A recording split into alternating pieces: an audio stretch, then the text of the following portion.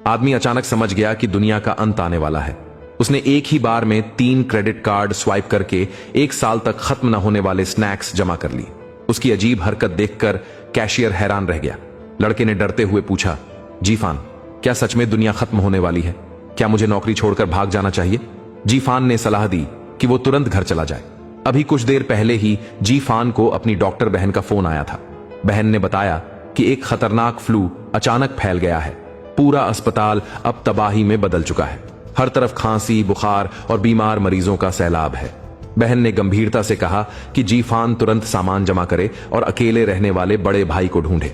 चाहे कुछ भी हो जाए, घर से बाहर मत निकलना और किसी भी न्यूज रिपोर्ट पर भरोसा मत करना। मीडिया इस बात को जानबूझकर छिपा रहा है।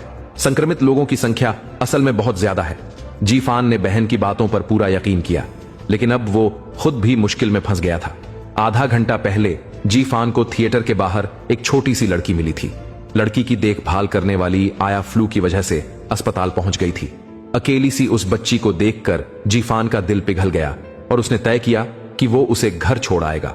दोनों मेट्रो से सफर करते हुए आखिरकार छोटी छी के घर पहुंचे, लेकिन घर के अंदर अंधेरा था। दरवाजा कई बार खटखटाने पर भी कोई जवाब नहीं मिला। स्पष्ट था कि छोटी छी के माता पिता घर पर नहीं थे। जीफान ने सोचा कि लड़की को किसी पड़ोसी के हवाले कर दे, लेकिन इधर उधर देखने पर या तो बुजुर्ग लोग थे जो खुद परेशान थे, या झगड़ालू पड़ोसी जिनसे रिश्ते अच्छे नहीं थे। कुल मिलाकर कोई भी छोटी छी की देखभाल नहीं कर सकता था। ठंडी हवा में कांपती उस बच्ची को देखकर जीफान फिर से पिघल गया और उसने तय किया कि वो खुद उसकी देखभाल करेगा। दोनों एक सुपरमार्केट पहुंचे, जहां जीफान ने बिजली की तेजी से 4 बड़े ट्रॉली सामान से भर दी। इतना बड़ा जमावड़ा देखकर मासूम छोटी छी को भी कुछ अनहोनी का आभास हुआ। उसने पूछा, जीफान, क्या मैं अपने मम्मी पापा को फिर से देख पाऊंगी? उसके सवाल पर जीफान बस सच्चाई ही बता सका। फ्लू फैल चुका है, बाहर बहुत खतरा है। थोड़ी सी लापरवाही भी संक्रमण का कारण बन सकती है। इस वक्त सबसे जरूरी है कि कोई सुरक्षित जगह ढूंढ ली जाए। जीफान ने छोटी छी को 2 विकल्प दिए, या तो वो उसके साथ फ्रैंक के घर चले या फिर खुद टैक्सी लेकर घर जाकर मां को ढूंढे। छोटी छी एक पल के लिए झिझकी, फिर चुपचाप बर्फ से ढकी राह की ओर चल पड़ी। उसकी पतली सी पीठ को देख जीफान का दिल पसीज गया। उसने झूठ कहा कि उसने छोटी छी के माता पिता से संपर्क कर लिया है और उन्होंने कहा है कि फिलहाल वही उसका ख्याल रखे। यूं ही एक बड़ा और एक छोटा, दोनों मुश्किल से ठेलते हुए शॉपिंग ट्रॉली को फ्रैंक के घर की ओर बढ़ने लगे। रास्ते में उन्होंने देखा कि एक कार जोरों से एक्सेलरेटर दबाते हुए पेड़ से टकराने वाली थी। जीफान पहले तो पास जाकर देखने ही वाला था कि तभी ड्राइवर ने अचानक दरवाजा खोलकर नीचे उतरने की कोशिश की। डर के मारे जीफान ने झट से दरवाजा वापस धकेल दिया। वो समझ गया कि ड्राइवर संक्रमित हो चुका है। जीफान ने ड्राइवर से कहा कि वो हरगिज नीचे न उतरे, न खुद को न किसी और को नुकसान पहुंचाए। वो एम्बुलेंस को बुलाने की कोशिश करेगा। खांसते हुए उस ड्राइवर को देखकर जीफान को एहसास हुआ कि अब बाहर ज्यादा देर रुकना मुमकिन नहीं। वो छोटी छी को लेकर तेजी से भाई के घर की ओर भाग पड़ा। अपार्टमेंट पहुंचकर जीफान ने गेट पर गार्ड को नमस्ते कहा और जल्दी से लिफ्ट में घुस गया। लेकिन जैसे ही लिफ्ट का दरवाजा बंद होने वाला था, एक औरत अंदर घुस आई। जीफान ने सामान्य से बिल्कुल उलट सख्ती दिखाते हुए उसे बाहर निकाल दिया। कई मुश्किलों के बाद आखिरकार दोनों सुरक्षित फ्रैंक के घर पहुंच गए। इतने सारे सामान और एक अनजान बच्ची को देखकर भाई फ्रैंक हैरान रह गया। जब जीफान उसे सब कुछ समझाने ही वाला था, तभी एक विमान जोरदार आवाज के साथ खिड़की के पास से गुजरा और सामने वाले पार्क में जा गिरा। आग की लपटें आसमान छूने लगी। अब फ्रैंक के पास शक करने की कोई वजह नहीं बची थी। दुनिया सचमुच तबाही के कगार पर थी। पलक झपकते ही 80 दिन बीत गए। खाना खत्म हो चुका था। जीफान छोटी छी को साथ लेकर सामान ढूंढने बाहर निकला। इमारत के गलियारों में सन्नाटा और डर फैला था। नीचे का सिक्योरिटी गार्ड बहुत पहले ही मर चुका था। बाहर चारों तरफ बर्फ की सफेदी थी। पूरा शहर एक बर्फीली दुनिया में बदल चुका था। जीफान छोटी छी को लेकर जमी हुई झील पार करता, जंगलों से गुजरा। आखिरकार इस बर्फीली वीरानी में एक छोटी लकड़ी की झोपड़ी मिल गई। दोनों ने वहीं शरण ली। इस अचानक आई बर्फीली महामारी ने लगभग आधी दुनिया की आबादी को खत्म कर दिया था। जीफान और छोटी छी ने इस प्रलय में मुश्किलों से जीना सीखा। खुशकिस्मती से छोटी छी बहुत होशियार थी। वो जल्दी सीखती थी, बंदूक चलाना भी जानती थी और चाकू से खेलना भी। दोनों एक दूसरे पर निर्भर होकर जी रहे थे। शिकार करके गुजारा करते। जिंदगी कुछ हद तक संभल गई थी। लेकिन हाल ही में जीफान ने देखा कि छोटी छी बदल गई है। वो नंबर 11 योद्धा नाम की कॉमिक में खो गई थी। पूरी तरह पढ़ने में डूबी रहती, यहां तक कि जीफान की मौजूदगी को भी नजरअंदाज करने लगी थी। उस दिन हमेशा की तरह जीफान और छोटी छी सामान ढूंढने निकले। जीफान घरों में जाकर सामान इकट्ठा करता, और छोटी छी ऊंचाई पर बंदूक लिए चौकसी करती। अगर कोई खतरा होता तो छोटी छी गोली चलाकर जी फान की रक्षा करती। घर के अंदर जी फान ने जितने भी काम के डिब्बे मिले सब पैक कर लिए और आखिर में मजाक में एक अजीब सी नकली विग भी उठा ली। लेकिन जैसे ही वो वापस लौटने वाला था, एक पूरी तरह हथियारों से लैस औरत अचानक सामने आ गई और उसने जी फान को गोली मार दी। खुशकिस्मती से जी फान गंभीर रूप से घायल नहीं हुआ। उसने मौका देखकर पलटवार किया और जल्दी से छोटी छी को आवाज दी कि वो गोली चलाए। लेकिन उस वक्त छोटी छी अपनी कॉमिक में खोई हुई थी। उसने जी फान की मदद की पुकार बिल्कुल नहीं सुनी। इस बात से जी फान बहुत नाराज हुआ। वापस लौटते वक्त उसने चुपचाप वो किताब, जिसकी वजह से वो लगभग मर जाता, बर्फ में फेंक दी। जल्द ही छोटी छी को पता चला कि उसकी कॉमिक गायब है और दोनों में जबरदस्त झगड़ा हुआ। हालांकि पिछले 1 साल में वे एक दूसरे के सबसे करीब थे। अब उनके बीच एक छोटी सी पर गहरी दरार पड़ चुकी थी। फिर भी झगड़ा तो झगड़ा ही रहा, मगर जब जी फान ने छोटी छी का वो मासूम और उदास चेहरा देखा तो आखिरकार उसका दिल पिघल गया। उसने मोटे मोटे ऊनी कपड़े पहने और ठंडी रात की तेज हवाओं का सामना करते हुए उसी रास्ते पर वापस निकल पड़ा ताकि वो कॉमिक ढूंढ सके। काफी देर की तलाश के बाद जी फान को आखिरकार बर्फ में वो कॉमिक मिल गई। लेकिन जैसे ही वो लौटने वाला था, अचानक एक भूखी जंगली भेड़िया झपटकर उस पर टूट पड़ी और उसे जमीन पर गिरा दिया। जी फान ने दर्द से चीख उठी। भयंकर संघर्ष के बीच आखिरकार उसने एक गोली चला दी। अगले दिन जब जी फान बर्फ में होश में आया तो वो किसी तरह जिंदा तो था, मगर बुरी तरह घायल। वो खड़ा तक नहीं हो पा रहा था। घर लौटने के लिए अब उसके पास सिर्फ एक ही तरीका था, रेंगते हुए आगे बढ़ना। वो बेहद तकलीफ से, दर्द से तड़पते हुए एक एक कदम रेंगता गया। हर हरकत उसके लिए जानलेवा पीड़ा थी। ठीक छोटी झोपड़ी तक पहुंचने से पहले ही एक 3 पहिए वाली गाड़ी वहां आई। अंदर बैठे लोगों ने उसे देखा और जी फान, जो अब तक किसी तरह जिंदा था, आखिरकार बेहोश होकर गिर पड़ा। जब उसकी आंख खुली तो उसने खुद को 1-1.5 मीटर चौड़ी बिस्तर पर लेटा पाया। वो अब भी जिंदा था। यह जगह दरअसल एक गर्भवती महिलाओं का आश्रय केंद्र थी। जी फान को होश में आते देख सभी गर्भवती महिलाएं राहत की सांस लीं। उन्होंने उसे समझाया कि वो यहां आराम करे, जख्म भर जाने के बाद ही जाए। लेकिन जी फान का मन एक पल भी वहां टिक नहीं सका। उसके दिमाग में बस एक ही बात घूम रही थी कि किसी तरह छोटी छी के पास वापस पहुंचना है। डॉक्टर ने बहुत समझाने की कोशिश की कि वो रुके और इन गर्भवती महिलाओं की मदद करे, मगर जी फान जिद पर अड़ा रहा कि उसे घर जाना है। तब तक, जब तक डॉक्टर ने उसे बताया कि उसका पैर काट दिया गया है। यह सुनते ही जी फान एकदम शांत हो गया। डॉक्टर ने कंबल उठाया और जी फान ने देखा कि उसका दायां पैर आधा रह गया है। उसकी सांसें तेज हो गईं और वह बेहोश होकर गिर पड़ा। आधी रात को जी फान को एक औरत ने जगाया। उस औरत ने बताया कि वो अब वापस उसी छोटी लकड़ी की झोपड़ी में है, लेकिन छोटी छी अब वहां नहीं है। जी फान को यकीन नहीं हुआ। उसने ठान लिया कि चाहे कुछ भी हो, वो खुद जाकर देखेगा। व्हील चेयर पर बैठा हुआ उसने ठंडी आंधियों और बर्फीले तूफान के बीच घर की ओर निकल पड़ा। लेकिन जैसे ही वो बाहर पहुंचा, उसकी राह में एक गर्भवती औरत मिली जिसे मदद की जरूरत थी। और जी फान की सबसे बड़ी कमजोरी थी उसकी भलमनसाहट।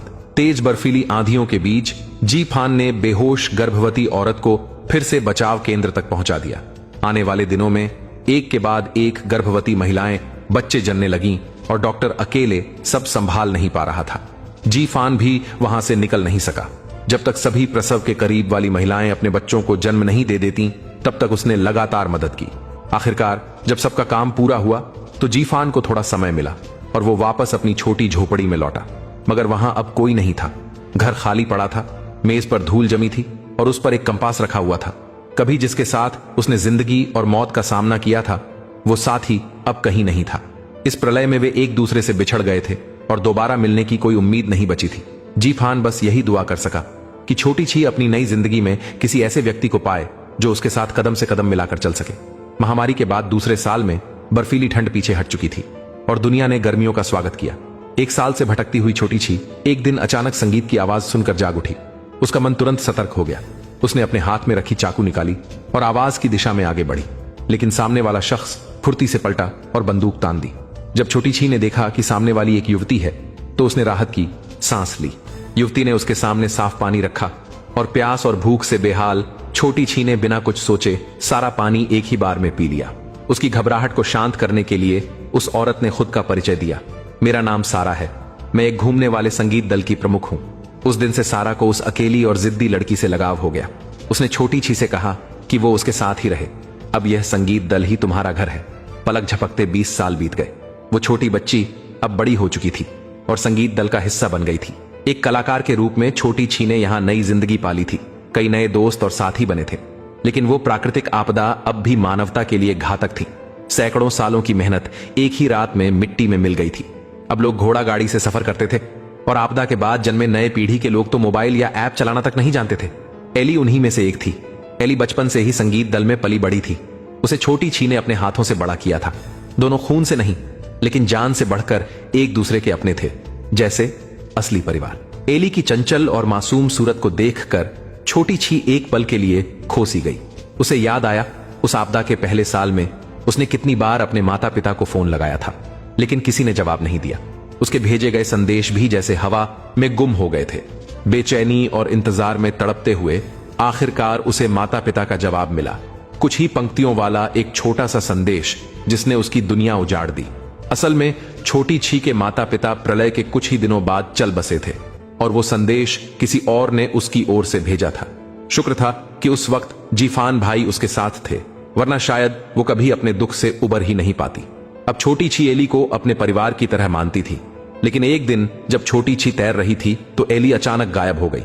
घबराकर छोटी छी हर तरफ उसे ढूंढने लगी और आखिरकार झील के दूसरी ओर उसे देख लिया। एली वहां एक बड़े दाढ़ी वाले आदमी से बातें कर रही थी। छोटी छी को देखते ही वो आदमी तुरंत बोला कि उसका कोई बुरा इरादा नहीं है, बल्कि वो तो संगीत दल का बहुत बड़ा प्रशंसक है। उसकी सच्ची बातों को सुनकर छोटी छी का शक थोड़ा कम हुआ और उसने धीरे से अपना चाकू वापस रख लिया। थोड़ी देर बातचीत के बाद उस आदमी, जिसका नाम डेविड था, की नजर छोटी छी की कलाई पर बने टैटू पर पड़ी। उसने उत्सुकता से पूछा, ये अजीब से निशान किस बात का संकेत है? छोटी छी ने लापरवाही से जवाब दिया, ये उन लोगों की याद में है जिन्हें मैंने खुद मारा था। छोटी छी के जाने के लिए मुड़ते ही डेविड ने अचानक एक अजीब सी बात कही, राक्षसों के नजरिए से देखें तो असली राक्षस तो हम ही हैं। छोटी छी वहीं रुक गई, क्योंकि यह वाक्य उसके लिए बहुत परिचित था। यह तो उसी कॉमिक नंबर 11 योद्धा की पंक्ति थी जिसे वो बचपन से बेहद पसंद करती थी और जो उसे उसके शिक्षक ने दी थी। दुनिया में उसकी बस एक ही प्रति थी। डेविड के आने के बाद से ही छोटी छी के मन में एक बेचैनी थी। रात को संगीत दल का प्रदर्शन हमेशा की तरह हुआ और छोटी छी के शानदार अभिनय ने सबका दिल जीत लिया। पूरा हॉल तालियों से गूंज उठा। प्रदर्शन खत्म होने के बाद छोटी छी ने दूर खड़े डेविड को देखा। इस बार उसने बिना किसी झिझक के उसका झूठ पकड़ लिया। वो कभी भी संगीत दल का सच्चा प्रशंसक नहीं था, लेकिन डेविड फिर भी वहीं रहना चाहता था। छोटी छी को अपने अनुभव से साफ महसूस हुआ कि डेविड बहुत खतरनाक इंसान है। अब जब संगीत दल उसका घर बन चुका था, छोटी छी किसी भी तरह की अनहोनी नहीं होने दे सकती थी। उसने बिना समय गंवाए अपनी छुरी सीधे डेविड की गर्दन पर रख दी, लेकिन डेविड मौत के साए में भी डरने की बजाय धमकी देने लगा, मैं तुम्हारे पूरे दल को खत्म कर दूंगा। शायद उसे यह नहीं पता था कि यह दल ही अब छोटी छी की नसों में बहती हुई आग था। जो इन्हें छुएगा वो जिंदा नहीं बचेगा। अगले ही पल छोटी छी ने बेझिझक, सटीक और बेरहमी से एक वार किया। उसकी छुरी डेविड के शरीर को चीरती चली गई। डेविड जमीन पर गिर पड़ा, तड़पता रहा। यह सब देखकर छोटी छी खुद भी घबरा गई और वहां से भाग निकली। अगले दिन जब वह दोबारा उस जगह लौटी तो वहां बस खून का एक सूखा धब्बा बाकी था। घायल डेविड को कोई पहले ही उठा ले गया था। छोटी छी हमेशा यही सोचती रही कि उसके गुरु आर्थर ने जो कॉमिक नंबर 11 योद्धा उसे दी थी वो दुनिया में अकेली और अनोखी प्रति थी। लेकिन सच्चाई यह थी, वैसी ही एक और किताब भी थी। उसकी अभिनय गुरु आर्थर एक बेहद प्रतिभाशाली और रंगीन मिजाज व्यक्ति था। एक संयोगवश मुलाकात में उसकी पहचान मशहूर कॉमिक कलाकार मिरांडा से हुई। आर्थर के लगातार पीछा करने और आकर्षण से प्रभावित होकर दोनों जल्द ही प्रेम में पड़ गए। मगर खुशियां ज्यादा दिन टिकती कहां हैं। एक बड़े सितारे की तरह आर्थर के अफेयरों की खबरें हर जगह फैलने लगीं। शुरू में मिरांडा ने सोचा, यह तो स्टार्स की जिंदगी का हिस्सा है। जब तक मैं उसकी जिंदगी की रानी हूं, कोई और औरत मेरी जगह नहीं ले सकती। पर मिरांडा ने आर्थर को बहुत कम आंका था। वो सिर्फ दूसरी अभिनेत्रियों से नहीं जुड़ा, बल्कि उसने अपनी अधूरी कॉमिक भी एलिजाबेथ नाम की एक अभिनेत्री को दिखा दी। बस यहीं से दोनों के बीच एक भयानक झगड़ा शुरू हो गया। आर्थर ने मिरांडा से शिकवा किया कि वह सारा वक्त कमरे में बैठकर कॉमिक बनाती रहती है। उसके पास न तो कोई रोमांच है न कोई चुटकुला। और आर्थर का मानना था कि मिरांडा कभी भी उसकी कॉमिक पूरी नहीं कर पाएगी। मिरांडा आर्थर के अफेयर सह सकती थी, पर वह अपनी रचना की बेइज्जती बर्दाश्त नहीं कर पाई और गुस्से में उसने अपना स्टूडियो जला दिया और पूरी तरह अलग हो गई। फूलों फूलों वाला प्लेबॉय आर्थर के जीवन का अंत उस पागलपन और बेपरवाहियों भरी जिंदगी पर लग गया। आपदा से ठीक पहले मिरांडा ने आखिरकार अपना 11th पूरा कर लिया। वह अपनी नई छपी हुई किताब लिए आर्थर के पास गई। यह मिलने का एक तरीका था कि वह खुद को साबित कर दे, लेकिन तब आर्थर एक पिता बन चुका था। आर्थर ने फैसला किया कि वह उस कॉमिक को अपने बेटे को तोहफे के तौर पर भेज देगा। मिरांडा ने फिर आर्थर को दूसरी, अभी तक अनखोली हुई नई किताब भी थमा दी। मतलब असल में आर्थर के पास दो कॉमिक्स थी, एक जो उसने छात्र छोटी छी को दे दी और दूसरी जो वह अपने बेटे टेलर को भेजने वाला था। दुर्भाग्य से मिरांडा ने अभी अभी अपनी ताजा रचना दिन आ ही जाएगा पूरी की थी और आर्थर उसी तबाही में मर गया। उसके उस अजीब और बेकाबू जीवन पर मिट्टी पड़ गई, पर यह सब छोटी छी को मालूम नहीं था। 20 साल बीत गए और सब कुछ दबकर भूल सा गया। उस दिन संगीत दल हमेशा की तरह प्रदर्शन पर गया। एली ने अनजाने में एक हाथ से लिखे हुए पर्चे को उठा लिया। उस पर डेविड की तस्वीर थी और कड़ी भाषा में लिखा था कि वह बच्चों को बहकाने वाला एक साइंट कल्ट का नेता है जिसने बच्चों को अपने पीछे कर लिया है और उन्हें एंटी सोशल काम करने के लिए उकसाया है। एली घबरा गई और तुरंत यह बात छोटी छी को बता दी। छोटी छी ने जब पर्चे पर लिखे कल्टी नारे देखे तो सबसे पहले उसके दिमाग में वही नंबर 11 योद्धा आ गया। ये नारे उसी कॉमिक से थे। एली की राय थी कि या तो कॉमिक एक से ज्यादा प्रतियां हैं या छोटी छी की कॉमिक खो गई है। छोटी छी लगातार कहती रही कि कॉमिक केवल एक ही थी और वह कॉमिक उसने पुराने दल के कप्तान जिल के स्टडी रूम में छिपा कर रखी थी, यह पक्का करने के लिए कि कॉमिक अब भी वहीं है या नहीं। छोटी छी ने सारा, जीक और कुछ और लोगों को लेकर जिल के पास जाने का निश्चय किया। दल से रिटायर होने के बाद जिल पास के एक छोटे से कस्बे में अकेला रहने लगा था। सब लोग उसे बहुत समय बाद देख रहे थे, इसलिए दूर से ही खुशी खुशी हाथ हिलाने लगे। मगर जिल ने कार दौड़ाते हुए पास आकर उन्हें तुरंत लौट जाने को कहा। असल में जिल के घर के चारों ओर जमीन में बारूदी सुरंगें बिछी थीं और इन सबका जिम्मेदार वही पागल धर्मांध भविष्यवक्ता डेविड था। 1 साल पहले डेविड यहां आया था और जिल के घर के बच्चे को बहकाकर अपने साथ ले गया था। इन सुरंगों को जिल ने उसी सनकी समाज विरोधी आदमी से बचने के लिए बिछवाया था। जब एली ने सुना कि जिल का बच्चा डेविड ने अगवा कर लिया था, वह अपना आपा खो बैठी। वह पागलों की तरह दौड़ पड़ी, बारूदी सुरंगों वाले इलाके को पार करते हुए सीधे जिल की ओर भागी। बाकी सबकी सांसें रुक गईं, वे तो डर से लगभग मर ही गए। सौभाग्य से एली का भाग्य अच्छा था, वह किसी भी सुरंग पर नहीं चढ़ी। शाम की बैठक में जिल ने सबके सामने अपना दुख बयान किया। वह घटिया डेविड न सिर्फ उसका पोता ले गया बल्कि कस्बे के बाकी 4 बच्चे भी अपने साथ बहका ले गया। यह सुनकर छोटी छी का दिल बेचैन हो उठा। आखिरकार एली पहले डेविड से अकेले मिल चुकी थी। अगली ही सुबह छोटी छी चुपके से जिल के स्टडी रूम में घुस गई। वह बड़ी आसानी से डेस्क के नीचे छिपाई हुई अपनी कॉमिक वापस पा गई। जब किताब वहीं थी तो फिर डेविड की वे अजीबोगरीब बातें आखिर आई कहां से? कमरे में लौटने के बाद छोटी छी ने दोबारा एली से पूछा, उस दिन झील के किनारे डेविड ने आखिर क्या कहा था? एली ने सब कुछ सच सच बता दिया। डेविड ने उसे संगीत दल छोड़ने के लिए कहा था और एली ने उसकी बातों में आकर हामी भर दी थी। दोनों ने तय भी कर लिया था कि कब भागना है, लेकिन जब वह दिन आया डेविड कभी आया ही नहीं। बेशक छोटी छी ने एली को यह नहीं बताया कि उसी ने डेविड को घायल कर दिया था और उसी वजह से उनकी सारी योजना बिगड़ गई थी। रात में एली ने एक और भी पागलपन भरा विचार रखा। वह माइनफील्ड में घोड़ा दौड़ाना चाहती थी। यह तो मौत के सिर पर नाचने जैसा था। छोटी छी ने तुरंत इनकार कर दिया, लेकिन एली जो पहले से ही विद्रोही और जिद्दी स्वभाव की थी, उसने जिद ठान ली कि वो छोटी छी की बात नहीं मानेगी। सामने तो उसने मानो झुकने का नाटक किया, पर पीछे मुड़ी और सीधे घोड़े पर सवार होकर माइनफील्ड की ओर भागी। छोटी छी का दिल धक से रह गया। वो घबराई और तुरंत पीछे दौड़ी। जैसे ही दरवाजा खोला उसने देखा कि गलियारे में एक बच्चा खड़ा है जिसके शरीर से बारूदी सुरंगें बंधी थीं। छोटी छी पूरी ताकत से उसके पीछे दौड़ी, लेकिन वह एक कदम देर कर गई। अगले ही पल जोरदार धमाका हुआ। धमाके की आवाज के साथ ही छोटी छी के जहन में डेविड की वह धमकी गूंज उठी, मैं तुम्हारा सब कुछ छीन लूंगा, एली को, बैंड को और तुम्हारी हर प्यारी चीज को। लेकिन सोचो तो, छोटी छी खुद भी तो हर खोई हुई चीज से ही बड़ी हुई थी। माँ बाप खोए, जी फान खोया। उसे याद आया उस दिन जब जी फान किताब ढूंढने निकला था तो अगले दिन तक भी नहीं लौटा। सुबह हुई तो छोटी छी ने झोपड़ी के बाहर कुछ आवाजें सुनी। वो भागकर बाहर आई, पर वहां सिर्फ बर्फ थी और बर्फ में पड़ी वही कॉमिक बुक जो जीफान उसके लिए लेकर आया था। और इस सारी त्रासदी की जड़ वह भयानक प्रलय थी, वही जिसने इंसानों को जानवर बना दिया, जिसने डेविड जैसे लोगों को जन्म दिया। 20 साल पहले डेविड भी बस एक मासूम बच्चा था जो अपनी मां के साथ रहता था। हां, सही पहचाना, वह था आर्थर और एलिजाबेथ का बेटा टेलर। टेलर चांदी की चम्मच लेकर पैदा हुआ था। माता पिता दोनों जगमगाते सितारे थे, लेकिन नियति ने उसके साथ बेरहमी की। जब प्रलय का फ्लू फैला, टेलर और उसकी मां एलिजाबेथ एयरपोर्ट में फंस गए। दुनिया तबाह हो रही थी, कानून खत्म, इंसानियत खत्म। हर कोई अपने लिए जी रहा था, कोई धोखा दे रहा था, कोई साजिश कर रहा था। उसी वक्त एक संक्रमित जॉन से आई विमान धीरे धीरे एयरपोर्ट पर उतरी और वहां मौजूद लोगों ने उसे मानो मौत का दूत समझ लिया। किसी भी यात्री को विमान से उतरने नहीं दिया गया। उन्हें वहीं जहाज में बंद कर दिया गया ताकि वे वहीं अपने हाल पर मर जाएं या बच जाएं। प्रलय के शुरुआती दिनों में एलिजाबेथ और उसका बेटा टेलर फिर भी ठीक ठाक जीवन बिता रहे थे। एयरपोर्ट पर उनकी मुलाकात आर्थर के पुराने दोस्त क्लार्क से हुई। क्लार्क की देखभाल में टेलर को इस बर्बाद दुनिया की हवा तक नहीं लगी।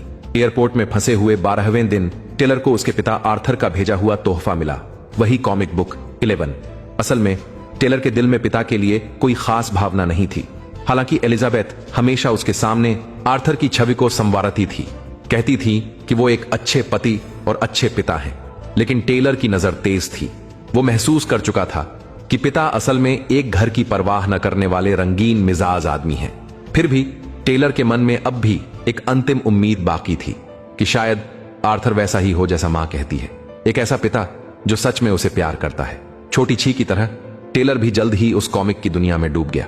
एक रात जब वो अकेले बाहर बैठकर कॉमिक पढ़ रहा था, उसने देखा कि सामने खड़े मौत के जहाज से कोई आदमी रेंग कर बाहर आ रहा है। टेलर ने उसे उठा लिया और उसे एयरपोर्ट के हॉल में ले आया, सोचकर कि शायद वह उसकी जान बचा सके। लेकिन तभी पूरे हॉल में हड़कंप मच गया। टेलर समझाने लगा कि वह व्यक्ति संक्रमित नहीं है और शायद बाहर की दुनिया में भी कोई बचा हो, मगर डरे हुए लोगों ने उसकी बात नहीं सुनी। उन्होंने गोली चला दी। वह आदमी वहीं जमीन पर गिर पड़ा, लहू बिखर गया और कुछ छींटे टेलर के चेहरे पर जा लगे। वो भय से स्तब्ध रह गया। ऐसा नजारा कोई 7-8 साल का बच्चा नहीं झेल सकता। उस पल आघात का बीज उसके मन में गहराई से रोप दिया गया। इससे पहले कि टेलर कुछ समझ पाता, लोगों ने जबरदस्ती उसे और उसकी मां को एक छोटे विमान में डालकर अलग थलग कर दिया। पूरे 42 दिन तक टेलर ने उस विमान से बाहर कदम नहीं रखा। और फिर आई प्रलय के 50वें दिन की सुबह। क्लार्क ने एयरपोर्ट के ब्रॉडकास्ट रूम में एक म्यूजियम बनाने की तैयारी की ताकि वो इंसानियत के बीते हुए कामों और उसकी शान को याद रख सके। एलिजाबेथ से बात करते हुए दोनों ने आर्थर का जिक्र छेड़ दिया। क्लार्क ने जैसे मशीन गन चला दी हो आर्थर के खिलाफ अपनी सारी शिकायतें उगल दी। यहां तक कि गुस्से में उसने टेलर को भी उसमें घसीट लिया। लेकिन दोनों ने यह नहीं देखा कि ब्रॉडकास्ट रूम का माइक बंद नहीं था।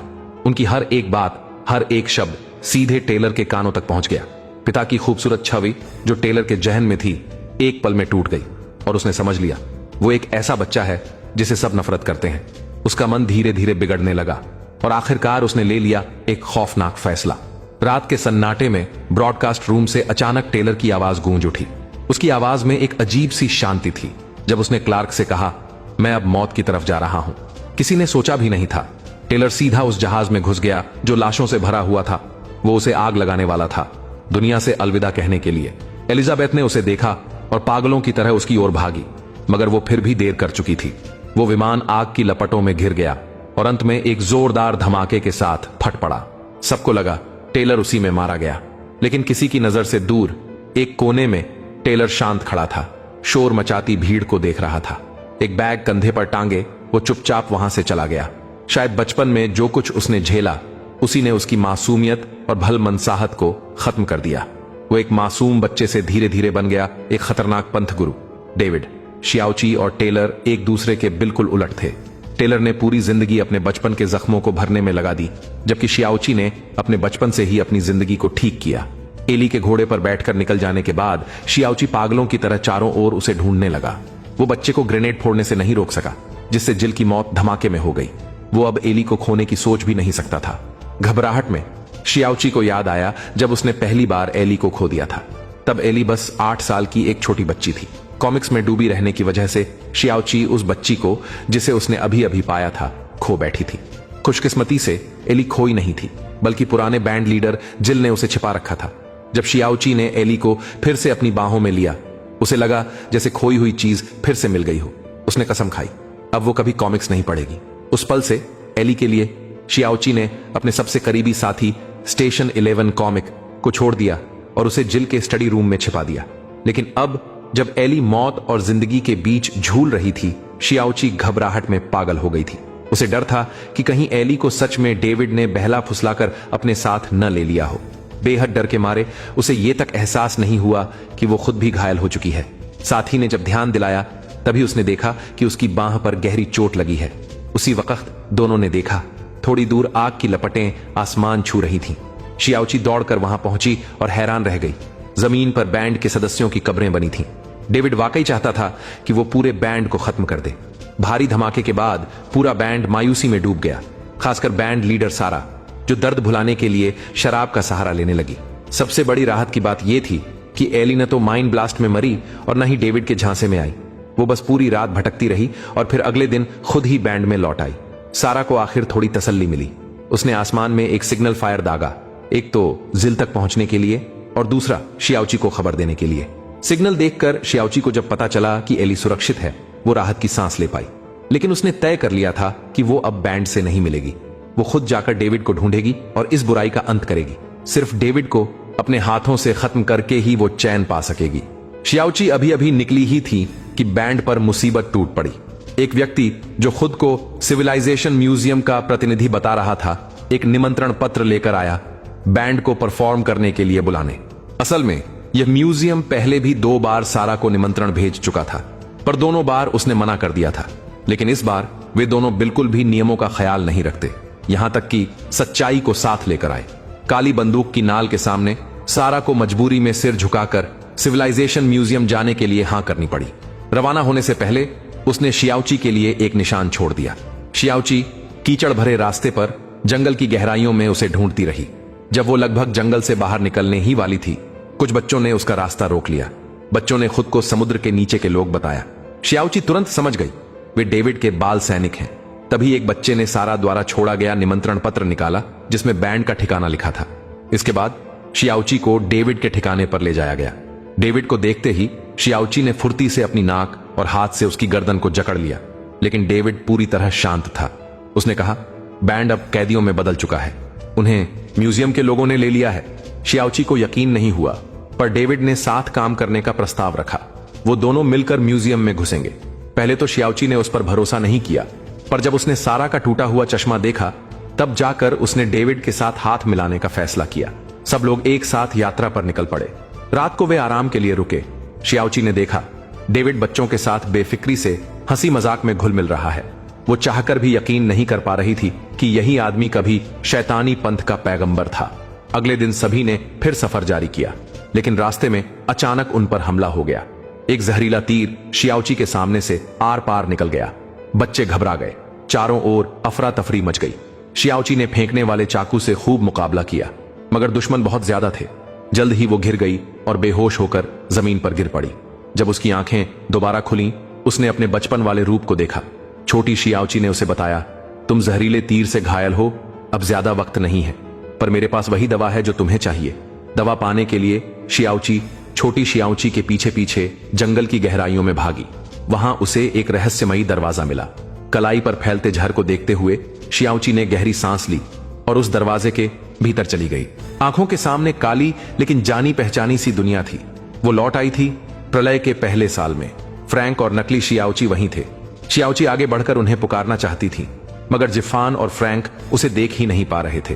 केवल छोटी शियाओची ही उसकी मौजूदगी महसूस कर सकती थी। असल में शुरुआत में फ्रैंक जिफान और शियाओची को घर में लाना नहीं चाहता था। बहन के फोन पर जिफान ने कहा कि उसे क्वारंटीन जाना पड़ेगा। फ्रैंक ने तुरंत मना कर दिया। लंगड़ा पैर, बुरी आदतें, वो अकेले रहना सीख चुका था। लेकिन जब जिफान ने दरवाजा खटखटाया तो आखिरकार उसने दरवाजा खोल ही दिया। फ्रैंक ने अपनी सारी नरमी शियाओची के लिए बचा कर रखी थी। यहां तक कि जब उसके मां बाप का जिक्र आया तो उसने स्पेनिश में बात की ताकि शियाओची को दुख न पहुंचे।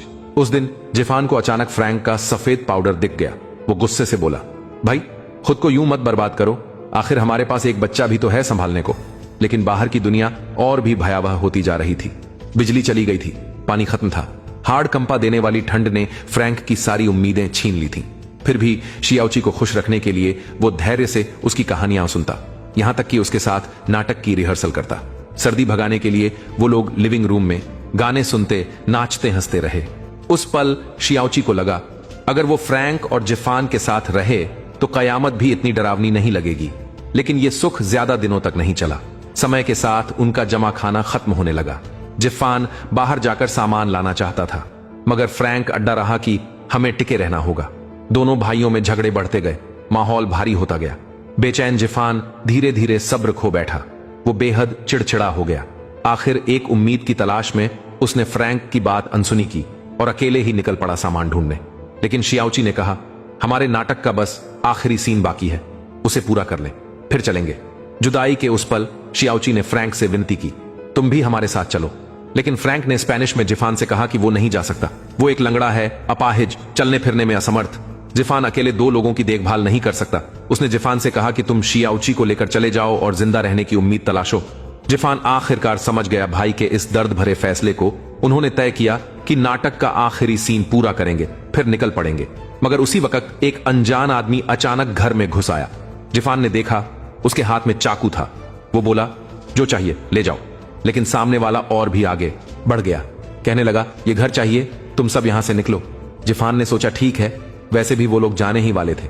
मगर फ्रैंक अड़ गया। वो रुकना चाहता था, शायद उसने कोई बड़ा फैसला कर लिया था।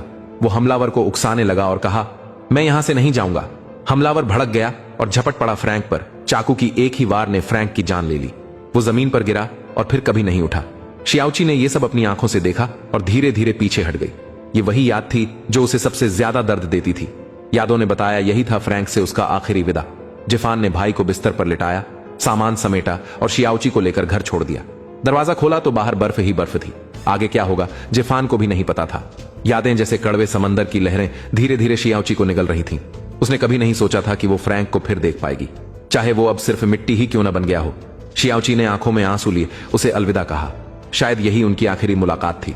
अचानक वो चौंक पड़ी और नींद से जाग गई। खुद को उसने जंगल में लेटा पाया और पास ही डेविड बैठा था। असल में जंगल पर हमले के बाद शियाओची ने सभी दुश्मनों को मार गिराया था, मगर जहर लगने से बेहोश हो गई थी।